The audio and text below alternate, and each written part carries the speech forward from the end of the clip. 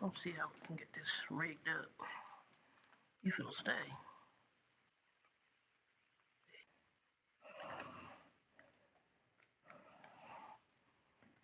Do, do, do, do, do, do, do. I gotta figure out how to make this stay. How can I make that stay? Maybe a bar of soap. Hold on. I gotta see how to make this stay, y'all. Hold on. I think we can do it this way. See if we can make it stick like that. It's still moving. Hope I can make that stay.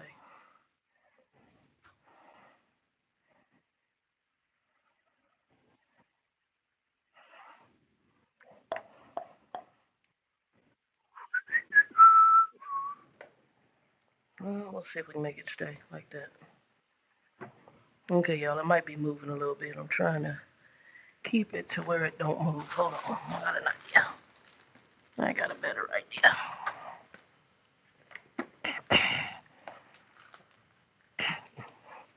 I think that's perfect. I think that's perfect. I'm having problems. I hope whoever's on here, y'all can hear me. I don't know if anybody came in. All right. So real quick, I ain't gonna be on here long. Not gonna be on here long. And I'm gonna try to move that way a little bit. Trying to deal with this phone. Okay, I ain't gonna be here long. So I talked yesterday a little bit about coronavirus and all that was going on with that. I talked to a friend last night who can tell she's worried about some things. I talked to my buddy Joe, who he's got worrisome people around him. And I got set and watched today a lot of going on right now with media. Guys, I'm gonna say this, and this is I might do this every other Wednesday. The Lord just kind of been dealing with me on something. I'm watching all these people. They fighting. They taking a whole bunch of stuff. They buying stuff. Folks are price gouging stuff, selling it on eBay. $2.50 rubbing alcohol on eBay. They selling for $100. Hey Regina, what's up? Um, so often humans we do some really weird stuff. But the other problem is a lot of us are worrying about a lot of stuff. We worrying about stuff that's totally out of our control. I work with a young lady, sweet young lady, sweet kid. Really, I like her actually, like her.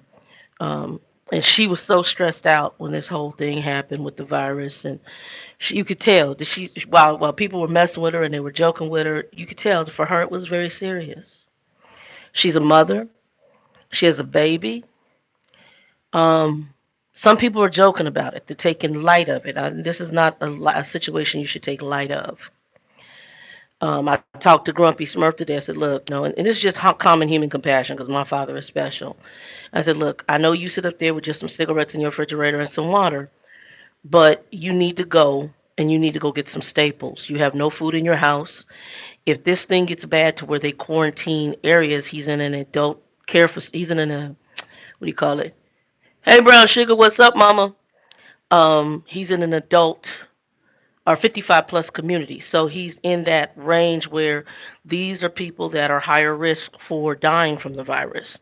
And you don't know if they'll start trying to quarantine his little area. Now, it's not, he actually pays rent, it's independent, they have cars, they can leave and come and go as they want.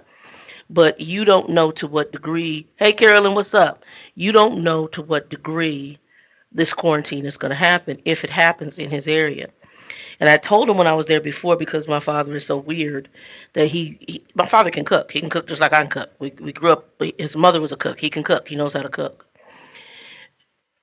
But there's a point of no concern and there's a point of concern and there's a point of worry to where we shouldn't really worry. The Bible tells us basically don't worry because tomorrow can worry about it. It's got enough troubles on its own. You sitting up here worrying about stuff that you don't have control over. It tells us to look at the birds of the field, okay? Birds that God clothes, that He provides stuff for so they can eat. And he says, look at them. They not worried. They chilling, doing what they need to do. And I basically care for them. So how much more are you than them? Bible also tells us about seasons. It tells us there is a time to plant. I'm doing that right now, sowing, time to plant. There's a time to reap. So basically, it's seed and harvest. So there's a time for all of that. And there's tells us it uses that in conjunction to say that we have a lifespan on this earth. I'm not trying to scare people, but I'm a realist. I'm very much a realist. Every one of us is given a clock when we're born. Every last one of us is given it. And there is not much we can do to change that clock. I mean, I think the Bible talks about one king in which God kind of gave him more time. But not a lot of us can change the clock.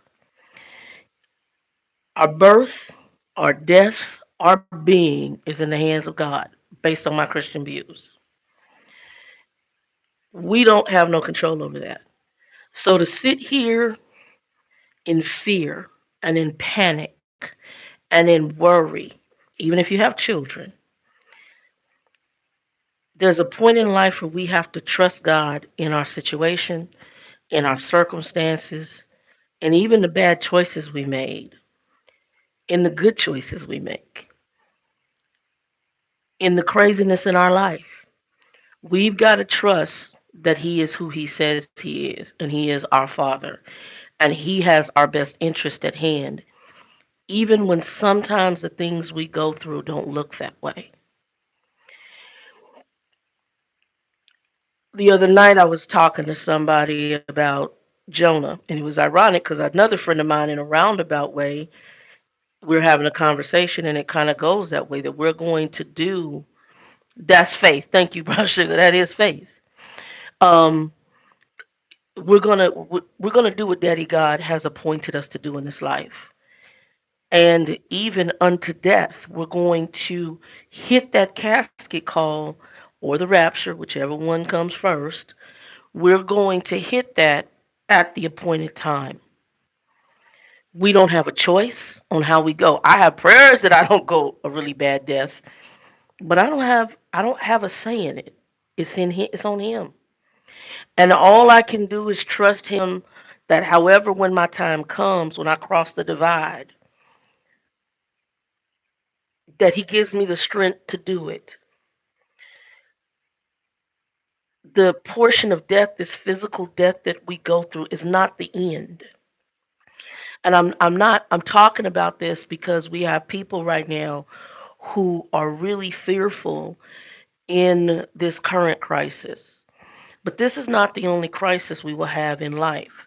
Even when they come up with a vaccine for this and a solution to it, and it ends up being similar to the H1N1, this is not going to be the last. Matter of fact, there's probably going to be stuff coming much worse in the near future. I believe, in my own viewpoint, this is a foreshadowing of some things to come. We need to use wisdom in this situation. We need to use awareness in this situation. We don't need to use panic. We don't need to use ignorance. And we don't need to use fear. And we really don't need to worry. Worry doesn't do anything more than drive your blood pressure up. It's not going to pay the bill. It's not going to fix the problem. It's not going to save a life. It's not going to do any of those things. Worry is going to do nothing more than to stop you from doing the things that you're supposed to do in the hours and the times and the minutes and the breaths that God has given you on this planet. If you sit all your time and worry about stuff that may be real, may happen, may not happen, it's a wasted time. It's totally wasted time. Last night I watched a minister talk about tithing. I need to work on it on all levels. And he talked about, which I know from my past training, tithing is everything. It's your time, it's your talent, it's your money. If we have 24 hours in a day, okay, we have 24, 2 hours and 40 minutes. That's not a lot of time, but in our scheme of how we live our lives today, that is a lot of time nowadays. I work a 12-hour shift. I work half of a day. When I come back to this house, I'm exhausted. I get up, I ride the bus. That takes time. I have a 1 hour trip one way and 1 hour and 10 minute trip one way, 1 hour 10 hour trip back. That's 2 hours and 20 minutes of my day.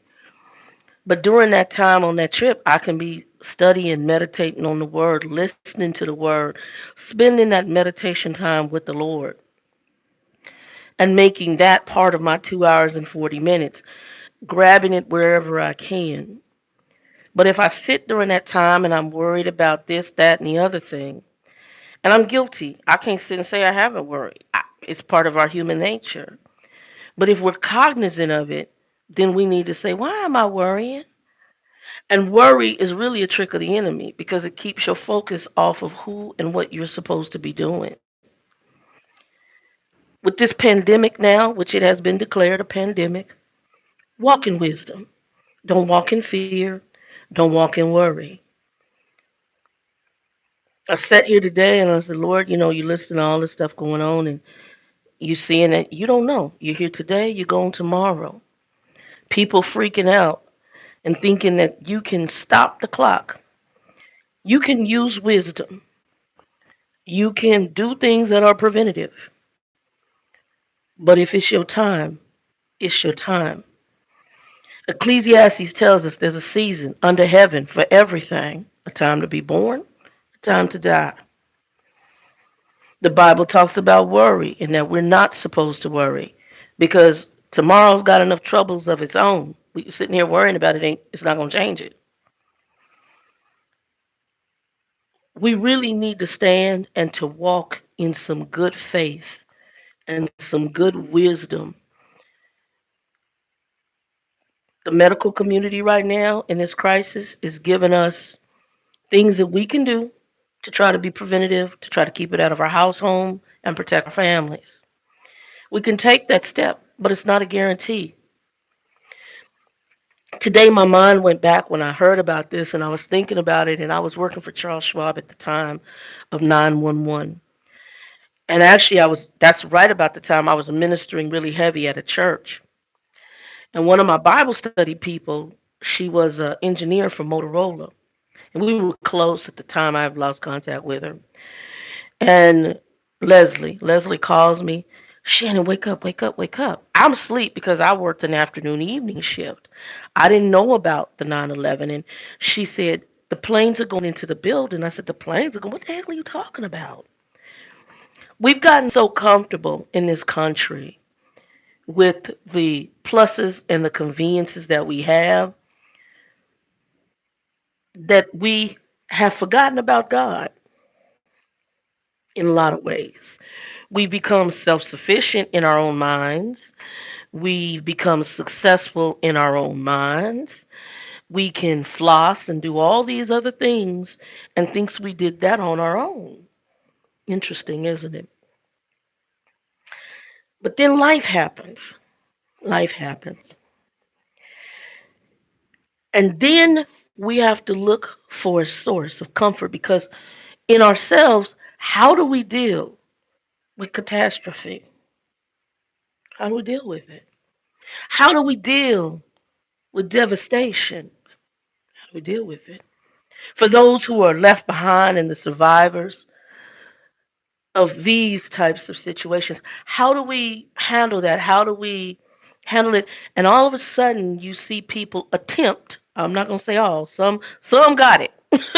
Some didn't attempt to find spirituality because weird thing is, isn't it, that all this time you're living life, you don't want to give credit where credit is due because you really want it to be all about you. And so all of a sudden, when it's about you, but you don't have any power of your own, you now look for something bigger than you to stabilize you in devastation. 9/11, we prayed as churches. People got up that morning. Some, God gave an instinct, don't go to work today.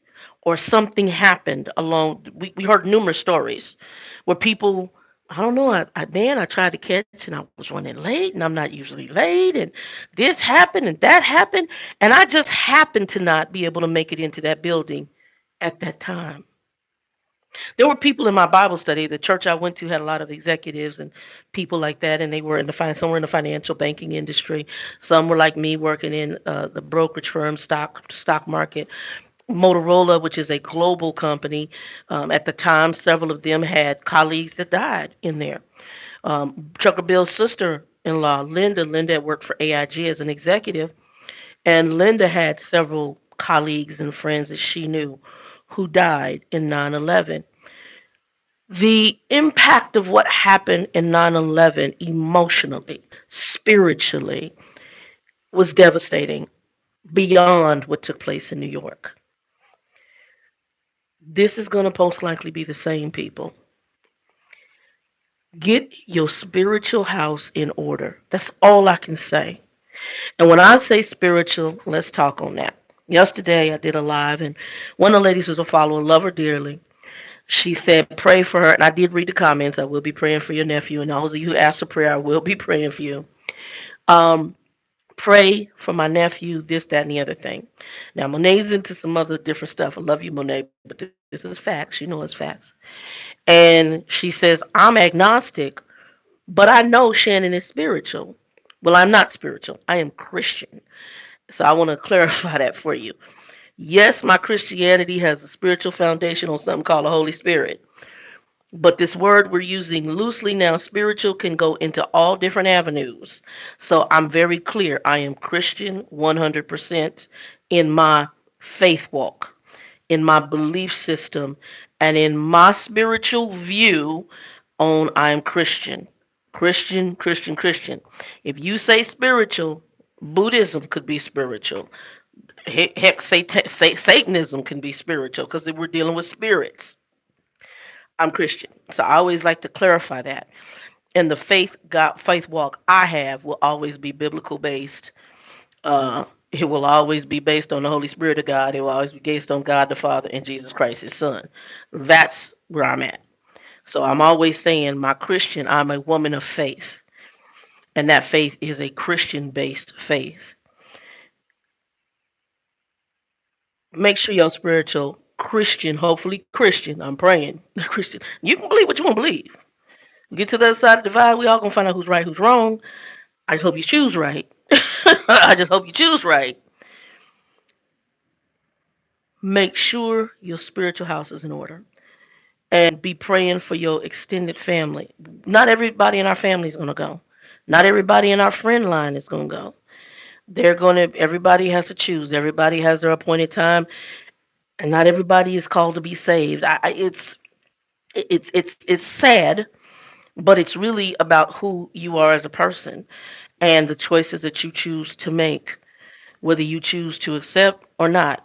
And well, God knows. So I'm gonna say He knows who's gonna pretty much choose. I know that seems kind of messed up, but I always say we don't live this life to prove to God anything. We live this life so that when we get before Him, we don't have an argument because He's allowing us to live in this physical realm, the who that we are. He could already judge the spirit ahead of time because He already knows some of the outcomes, or actually all of the outcomes of what our choices are going to be and what the choices we're going to make. We're living this life so that we don't have an argument when we stand before Him. Stop worrying. It's out of your control. If it's your time, unfortunately, it's going to be your time. A friend of mine came down with a bad form of lupus, and she went through what they call the stages of death. You know, the why me, and then you go through anger, maybe the why me. You go through acceptance.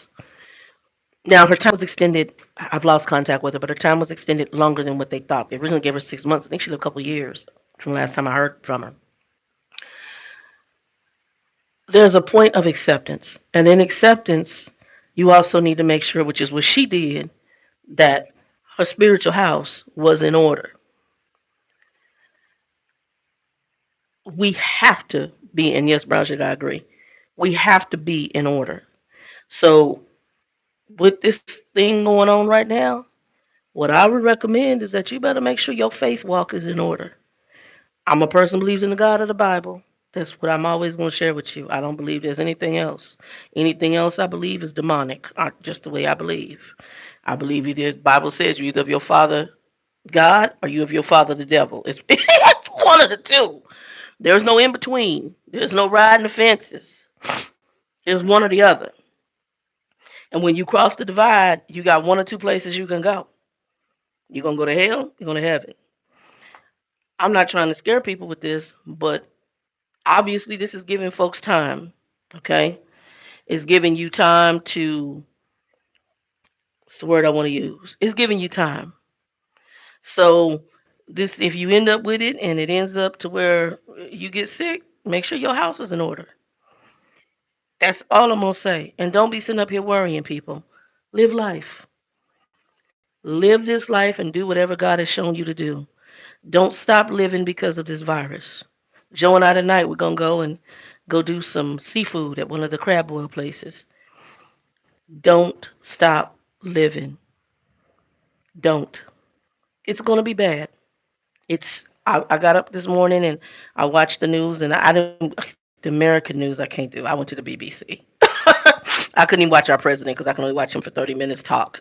The way he talks irritates me, and I just couldn't. God forgive me, I just couldn't. And like I said, I believe the man's supposed to be there, but I couldn't. I couldn't listen to him speak. It irritates me. So I went to the BBC. I don't like a lot of our news media either. I can't stand it. So I went to the BBC. I listened to the BBC and caught up on some stuff there.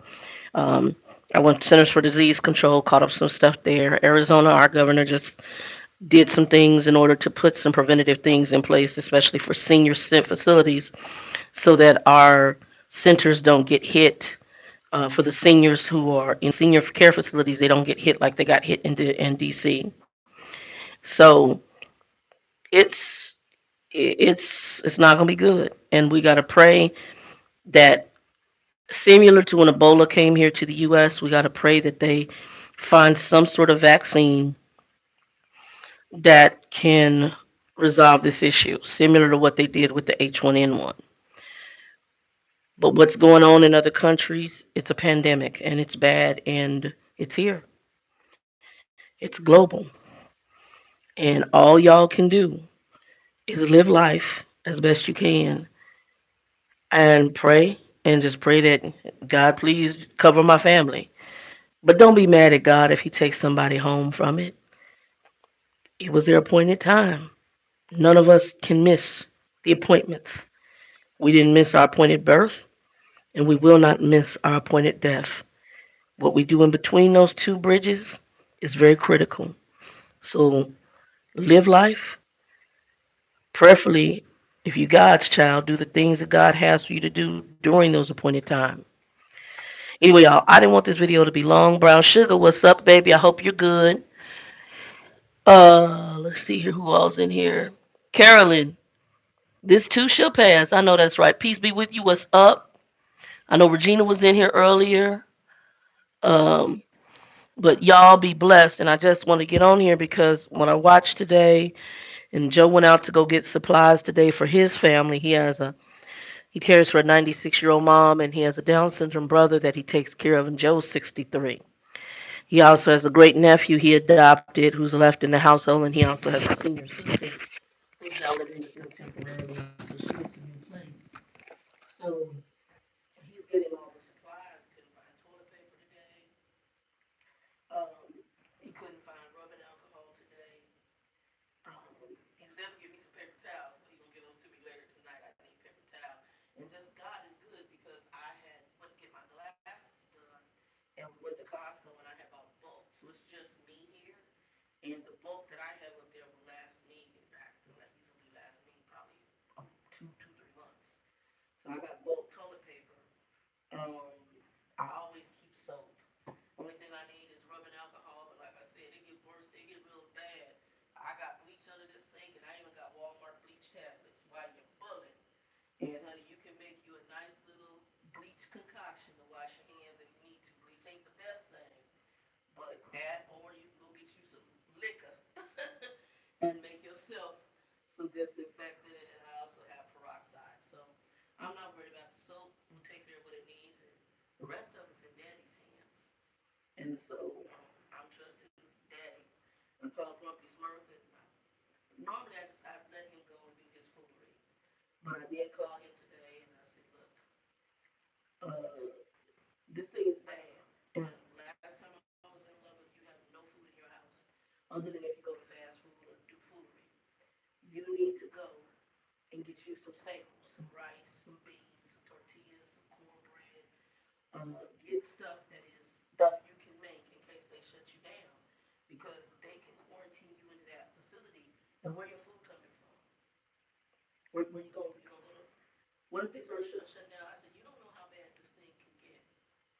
But right now you're in a situation. Oh, well, yeah, you know, sports thing, crazy as hell. Not listening. I said, okay, cut nose off the spike face. Hope you can eat some cigarettes. So, um, oh shoot, y'all, I'm sorry. I took the headset off. I'm sorry. I'm sorry, y'all. I took the headset off. My bad. My bad. Hey, Kathy W. I was talking about my father. I contacted him. Um, and I was because Grumpy Smurf is a hot mess. And see, that's what it is, girl. It's a senior moment. I'm getting old now. Um, I contacted Grumpy Smurf. That's my dad. If everybody don't know who Grumpy Smurf is, that's my crazy dad. And I contacted him because last time I was in Lubbock, he had yeah, I got it hooked to the Bluetooth right now. He had no food in his house. He had maybe a couple of canned things of beans. He had all his refrigerator. This is his refrigerator. When you go look at his refrigerator, packs of cigarettes in the refrigerator and bottled water and leftover tins of any leftover food he didn't eat from the night before. That's all he got in the refrigerator. Oh, and he might have orange juice or something sweet. That's it. He don't have nothing else. And the only other things he has is crackers, because anything that's carbohydrate, the sugar, that's what he wants to eat. So I contacted him. I said, because I asked him when I was there before, I said, man, what if something happens? If an emergency happens, what you gonna do? And it's not that he can't cook. He knows how to cook. He his mama was a cook. He knows how to cook. I want to. He wants a woman to do it for him, or he just lazy as heck. And I told him, I said, this thing right here, it ain't good. This thing that's going around right now. So I'm not calling you about the dying part. I'm calling you about using wisdom as far as the living part. You need to go get you some staples. He proceeds when I talk to him. Well, yeah, I heard it was bad. I heard it was bad. You know that the sports thing they canceling multi-million dollars. Okay, this conversation is done. What the heck does that have to do with your staples? I said, well, do what you're gonna do in your sports thing. I said, but I'm just warning you, and that's the end of my conversation. You can choose. I hope those cigarettes is good. You can eat the cigarettes. Yeah, yum yum. Because they could quarantine your facility to where you couldn't get out.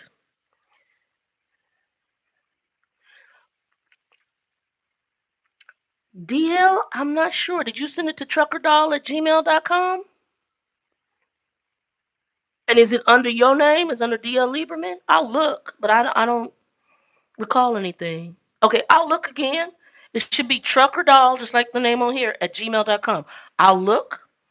Um, Send me an email again. Just send me an email. Just say it's you. Send me an email. Say you.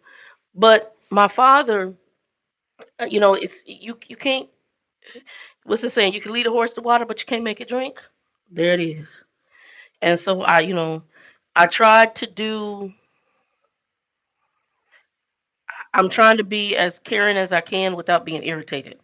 And one of the reasons I'm not still there is because he's irritating. Because it's just this. I don't know what it is. I don't know if it's just a belligerence to be a butthole, and he thinks that's cool because he told me he practiced being a dick all his life. He thinks that's funny. I practiced it being an asshole. Who does that? That's some sick. That's twisted. So you gotta forgive me, but that's his quote unquote statement.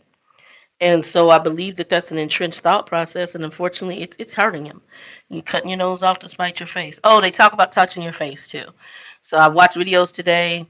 We got to start trying to not touch our face. I don't know how that's gonna happen, because like I scratch my eyeball. You rest your hands like this. You think. You touch your mouth.